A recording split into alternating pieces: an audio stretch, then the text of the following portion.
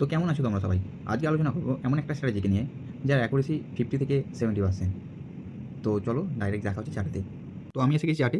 এটা হচ্ছে 21 EMA, ঠিক আছে? এটাকে আমাদেরকে ফলো করতে হবে মার্কেট ট্রেন্ডিং চলাকালীন, আপ ট্রেন্ড কিংবা ডাউন ট্রেন্ডে এই স্ক্যাল্পিং বা স্ট্র্যাটেজিটা খুব ভালো কাজ করে, ঠিক আছে?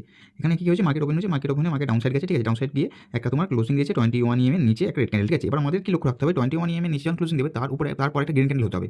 আর গ্রিন ক্যান্ডেলটা কী করতে হবে না, এর হাইকে ব্রেক করতে হবে বা গ্রিন ক্যান্ডেলটা পজিটিভ ক্লোজিং দিতে হবে। এই পজিটিভ ক্লোজিং দেওয়ার পরে যদি কোনো রেড ক্যান্ডেল এই গ্রিন ক্যান্ডেলটাকে কভার করে ডাউন সাইডে যায়, তখন হবে আমাদের এন্ট্রি। আর রেসেল থাকবে তার আগের ক্যান্ডেলটা, মানে এই ক্যান্ডেলটা দেখে আমরা এন্ট্রি নিয়েছি, এই ক্যান্ডেলটা দেখে এন্ট্রি আছে, ব্রেকডাউন করতে এন্ট্রি দিচ্ছি, মানে এর আগের ক্যান্ডেলটা মাথায় আমাদের রেসেল থাকবে। তো এইটা আমাদের এসএল, এখানে হচ্ছে আমাদের এন্ট্রি টার্গেট 1:1, দেখো অনায়াসে আমাদের পূরণ হয়েছে।